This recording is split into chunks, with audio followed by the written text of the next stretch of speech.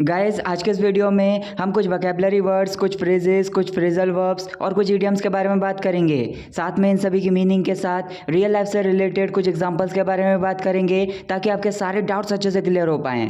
तो चलिए guys video को स्टार्ट करते हैं। हमारी पहली इडियम है राइज विद द लार्क। इसका सिंपली मतलब होता है सुबह सनराइज से पहले उठना, मतलब सुबह जल्दी उठना। जैसा अगर मैं बोलूँ when I used to go to school I always used to set alarm for rising with the lark. मतलब जब मैं स्कूल जाया करता था तो सुबह सनराइज से पहले उठने के लिए हमेशा अलार्म लगाया करता था। When I used to go to school I always used to set alarm for rising with the lark. एक और एग्जाम्पल है I love rising with the lark and have a cup of tea while seeing sunrise. मतलब मुझे सूर्य उदय से पहले उठना बहुत ज़्यादा पसंद है और सूर्य उदय को देखते हुए चाय पीना बहुत ज़्यादा पसंद है। I love rising with the lark and have a cup of tea while seeing sunrise. अगला एक वर्ड है हमारा डेराइसिव। इसको एज एन एडजेक्टिव यूज़ करते हैं when you feel that something is not important और समथिंग इज़ यूजलेस। मतलब जब आप सोचते हो कि कुछ इम्पॉर्टेंट नहीं है तो आप उसकी मजाक बनाते हो या फिर उससे मज़े लेते हो, मतलब वो हास्यजनक है। जैसा अगर मैं बोलूँ why did you pass the derisive comment, मतलब तुमने हास्यजनक कॉमेंट क्यों पास किया। Why did you pass the derisive comment. एक और एग्जाम्पल है don't say it with a डेराइसिव लाव। मतलब मजाक में हंसते हुए ऐसा मत कहो। Don't say it with a डेराइसिव लाव। अगली एक इडियम है हैव अ लॉन्ग फेस। इसका मतलब होता है उदास हो जाना या फिर दुखी हो जाना या फिर सिंपली बोल सकते हैं मुंह लटका लेना। जैसे अगर मैं बोलूँ don't have a long face now cheer yourself up. मतलब अब मुंह मत लटकाओ या फिर अब दुखी मत हो, अपने मूड को ठीक करो। Don't have a long face now cheer yourself up. One more example is here. He has a long face today because he has broken up with his girlfriend. मतलब आज उसका मुंह लटका हुआ है क्योंकि आज उसकी गर्लफ्रेंड के साथ उसका ब्रेकअप हुआ है या फिर आज उसकी गर्लफ्रेंड के साथ उसका रिश्ता टूटा है। He has a long face today because he has broken up with his girlfriend. अगली हमारी एक फ्रेजल वर्ब है desist from। इसका मतलब होता है किसी चीज़ को करना बंद कर देना। मतलब पास्ट में या फिर प्रेजेंट में आप किसी चीज़ को करते हुए आ रहे हो लेकिन अब उसको करना बंद कर देना या फिर उसको करने से रोक देना।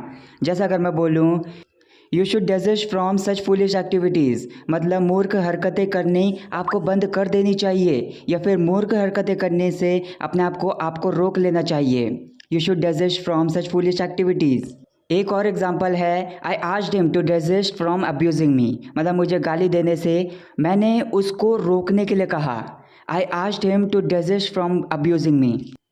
अगली हमारी एक फ्रेज है at once. It means immediately, मतलब तुरंत या फिर झटपट। जैसा अगर मैं बोलूँ when I saw her I recognised at once. मतलब जब मैंने उसे देखा तो मैंने उसे तुरंत पहचान लिया।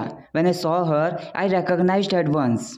One more example control your tongue at once. मतलब अपनी जुबान को तुरंत कंट्रोल करो या फिर काबू करो। Control your tongue at once. अगला वर्ड है हमारा नोवेयर। इसको एज एन एडवर्ब यूज़ करते हैं। इसका मतलब होता है कहीं भी नहीं। जैसा अगर मैं बोलूँ there was nowhere else for me to sleep. मतलब और कहीं जगह नहीं थी मेरे सोने के लिए। There was nowhere else for me to sleep. एक और एग्जाम्पल है is there nowhere else to visit in the city. मतलब क्या इस शहर में और कोई जगह घूमने के लिए नहीं है। Is there nowhere else to visit in the city. अगली हमारी एक फ्रेज है every so often. It means occasionally. मतलब कुछ समय समय पर होता रहता है, मतलब रोज़ नहीं होता है, कभी कभी होता है। जैसा अगर मैं बोलूँ she still phones me every so often. मतलब वो कभी कभी अब भी मुझे फ़ोन करती है, मतलब रोज़ नहीं करती है लेकिन कुछ समय पर मुझे फ़ोन करती है। She still phones me every so often. एक और एग्जाम्पल है ही ड्रिंक्स एवरी सो ऑफन। मतलब वो रोज़ नहीं पीता है लेकिन कभी कभी पीता है। ही ड्रिंक्स एवरी सो ऑफन। अगला वर्ड है हमारा पर्पस। इसको एज अ नाउन यूज़ करते हैं। इसका मतलब होता है उद्देश्य या फिर इरादा। जैसा अगर मैं बोलूँ the main purpose of talking to you secretly is to tell you about the secret.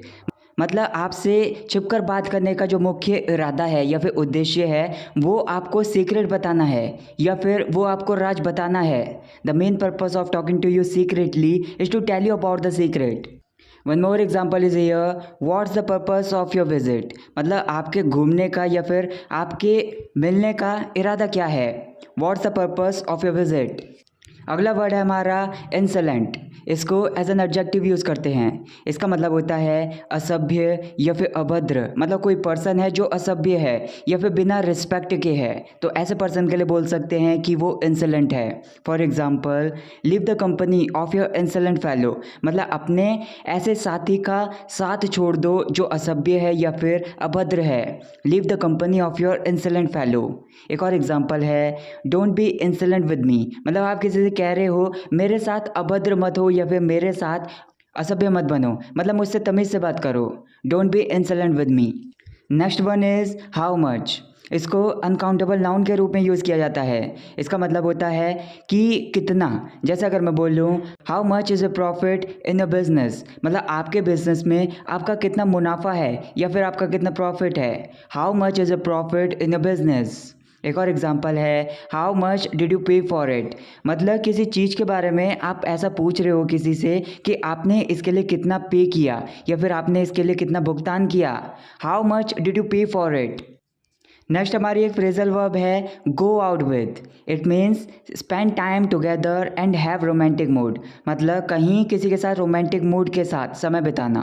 For example, he has been going out with Tina for 2 weeks. मतलब वो टीना के साथ 2 हफ्तों से बाहर गया हुआ है, मतलब बाहर जाकर समय बिता रहा है। He has been going out with Tina for 2 weeks. एक और एग्जाम्पल है, are you going out with Tina tonight. मतलब क्या आज रात आप टीना के साथ बाहर जा रहे हो समय बिताने के लिए।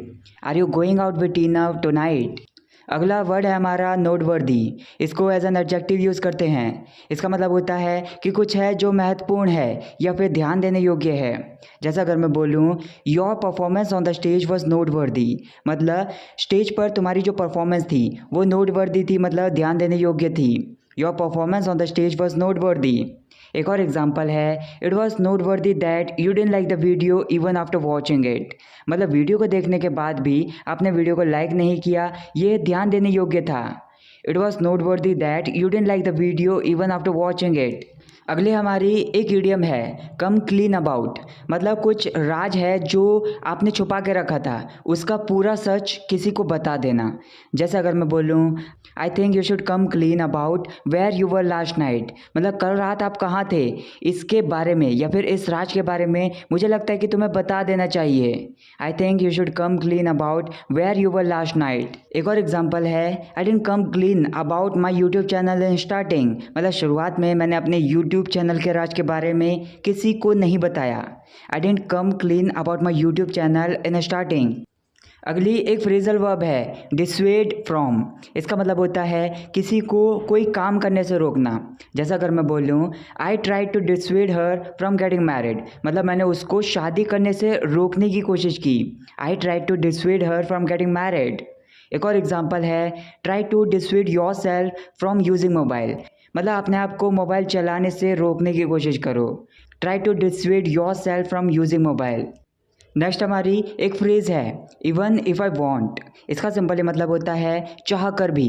जैसा अगर मैं बोलूँ I can't forget a memories even if I want. मतलब चाह कर भी मैं उसकी यादों को नहीं भुला सकता। I can't forget a memories even if I want. एक और एग्जाम्पल है I couldn't help you even if I wanted. मतलब चाह कर भी मैं तुम्हारी मदद नहीं कर सका। I couldn't help you even if I wanted. अगला एक वर्ड है फॉक। इसको प्लूरल के रूप में यूज़ करते हैं। इसका मतलब होता है लोग। जैसा अगर मैं बोलूँ some folk are not able to speak in English. मतलब कुछ लोग इंग्लिश में बात नहीं कर सकते हैं।